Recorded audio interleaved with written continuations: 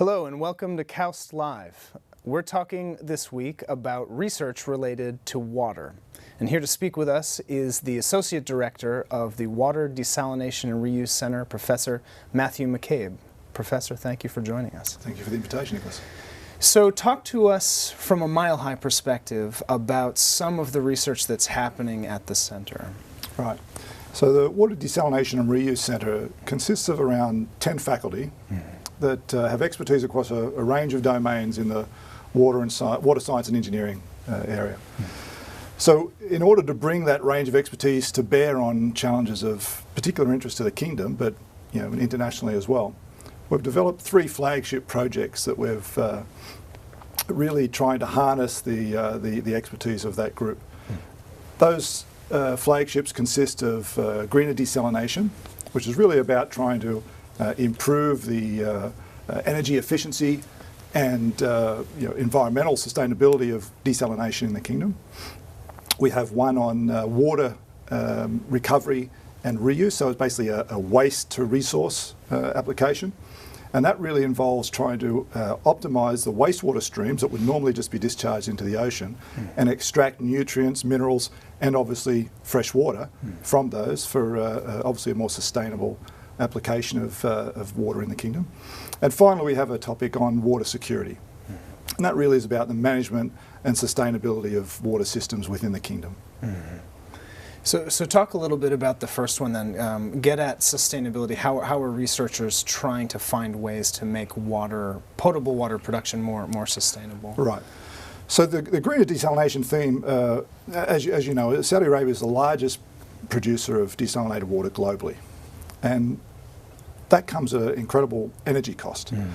So converting saline-rich seawaters into fresh drinking water is a major undertaking. So in order to reduce the energy footprint of the desalination process, we have a number of investigators, Professor Kim Chun-ing and Noradine Ghafour, who look at novel desalination technologies that seek to reduce that energy consumption and maximise the water output for that unit energy input. Now, energy is just one aspect of that equation. There's also the introduction of chemicals into the treatment of the feed waters. So when you're taking biologically rich ocean waters and putting it through the desalination process, you inevitably have some fouling of membranes, which are an integral part of this desalination technology. So the other aspect is the chemical treatment of the water, and that comes at an expense and also has an environmental consequence in any of the water that's discharged back into the marine environment. So we have technology that's seeking to reduce fouling on membranes, and that has an advantage of not only prolonging the life of the membranes, but also reducing the energy that's required to push water through. If you have a membrane that's fouling with biological material, it's harder to push water through those membranes to extract the fresh water. So one of the other aspects of that is to try and recapture, to try and reuse those chemicals so that you're not just putting an environmental footprint of chemicals into the feed waters discharging the ocean, you're actually reusing them in the process and thereby reducing that environmental footprint. So the greener desalination theme is really about maximising the water production and minimising the energy and chemical use going into it. And so that fouling in particular, to get to that, how much does that reduce the efficiency of the system when a membrane gets fouled up? Right, well, very significantly. In the worst case scenario, you have to replace the membranes themselves. These cartridges that come in the thousands of cartridges that are forming part of a desalination plant. And one of the approaches that Hans Ruenvelder is looking at is not only the biological treatment, the anti-fouling agents that you would introduce into the system to exclude that development, but also being able to observe in situ the level of fouling to be able to monitor the desalination process and the level of fouling that's going to affect, obviously, your production of fresh waters. Yeah. Fascinating. And in the Gulf region in particular, I'm assuming that has a direct impact on what you'd consider water security. So talk a little bit about the work that's going into water security. Yeah, so in the Gulf region, obviously desalination plays a major role in water security. And when you think of water security as a concept, you're really dealing with 3 interrelated aspects. There's obviously the safe supply of drinking water. There's the adequate supply of water. They're two aspects I'll talk about again shortly. But a third one that's not often considered is the accessibility and affordability of that water production. So we're very fortunate in Saudi Arabia that we can afford to be the world's biggest producer of desalination. We do that not by choice, it's the water that we have available to us to use. We don't have any renewable resources or a great deal of renewable resources coming into the kingdom. We have no active river systems. We have a small amount of rainfall, so desalinating ocean water is really the only option available to us to supply potable water to the population. So in the Gulf region, the desalination aspect is absolutely critical to the water security paradigm. Now, in terms of providing the safe supply of that drinking water, we have research that's looking at the microbiological aspects of drinking water, both from a desalination plant itself, but also in the distribution of that water through the system. So there you're looking at the removal of pathogens and other microbiological agents that affect the health and well-being of the population, or the people that are drinking the water. Now, when you consider that 1 in 6 people globally don't have access to safe drinking water, that's a major area of research that we're focusing some attention on. In terms of the supply of water, obviously we have a lot of effort and direction towards improving the desalination process. Now, as I mentioned before, it's a huge consumer of energy. And at the moment, that energy is being derived for the most part through fossil fuels. That, in Saudi Arabia's example, is oil that would otherwise be sold on the open market. So it's a cost to the kingdom to produce this desalinated water. So if we can develop approaches, technological, that can improve the efficiency of the desalination process, again, maximise the output, reduce the energy input, you're making a socio-economic advantage to the kingdom. Finally, the aspect of providing the security or the quantity of water that's available. One of the other aspects of research is really trying to understand how much water is being used in what sectors, and one of those is obviously agriculture.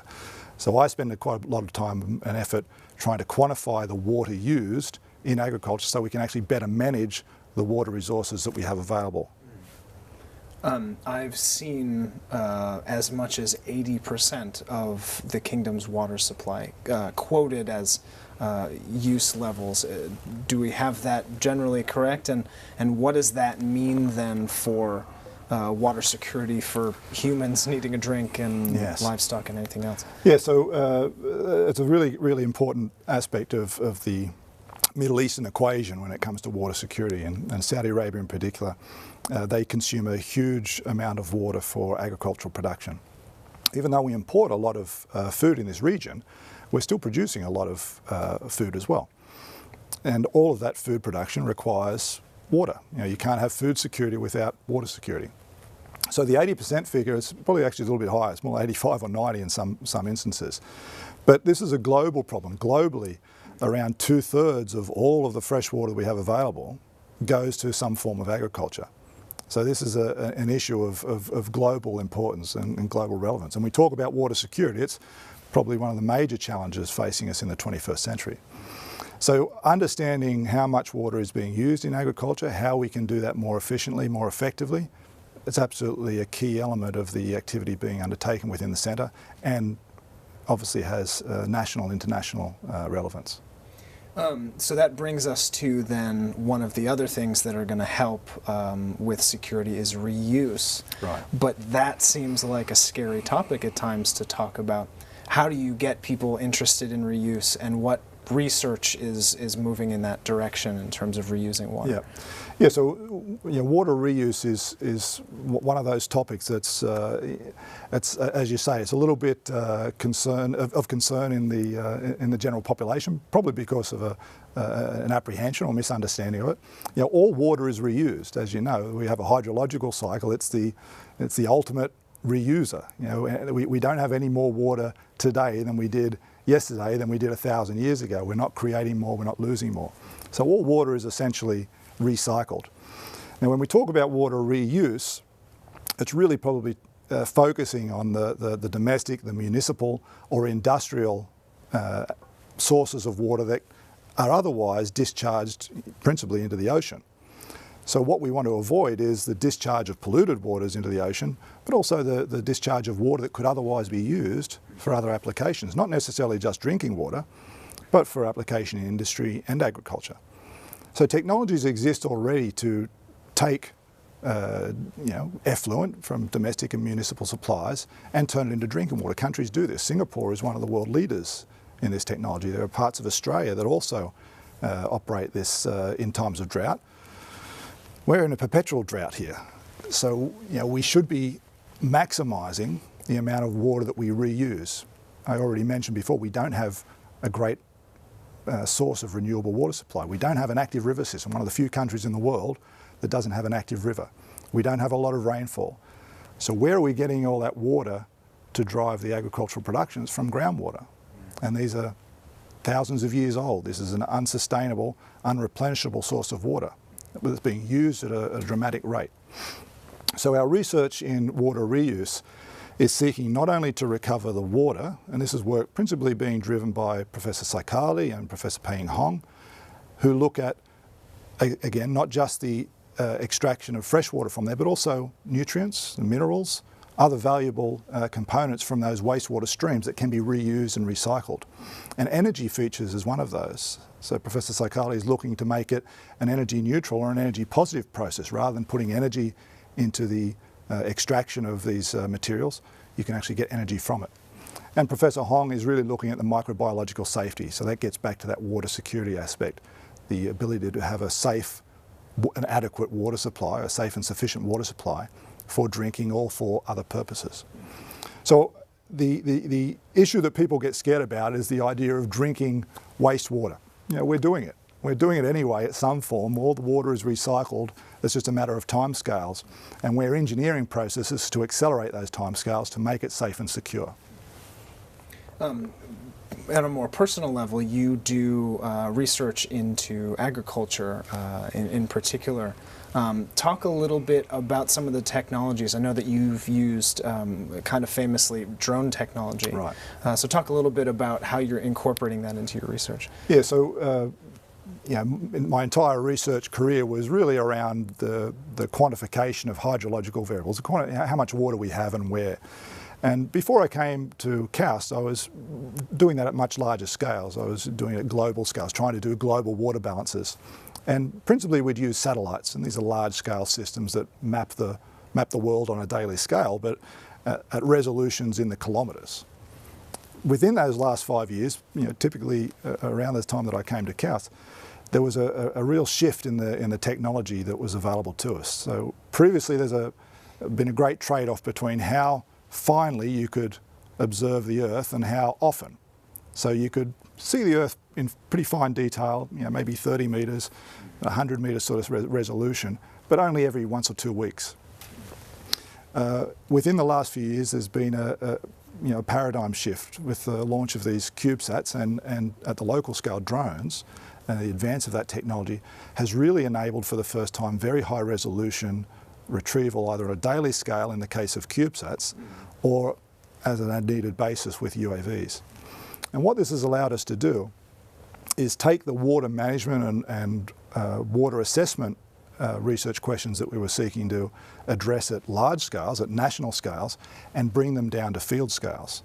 So we have research projects now, we're working with the Ministry of Environment, Water and Agriculture to, for the first time, not just in Saudi Arabia, but in most anywhere in the world, quantify water use at a field scale across the country.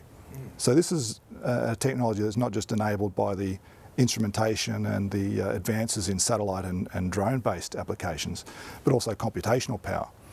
When you consider just one small region in Saudi Arabia, Al Juf, it's about 10 to 12 hours north of us, there's around 3,000 of these centre pivot systems. They're growing everything from olive trees to alfalfa. There's wheat that's been growing there over the last few years.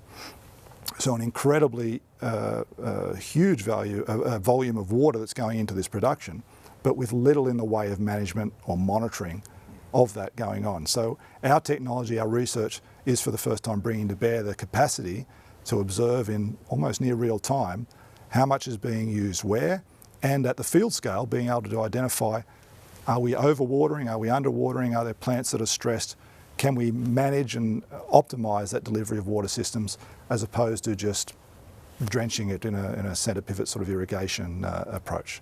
So it's a smarter way of producing food with less water.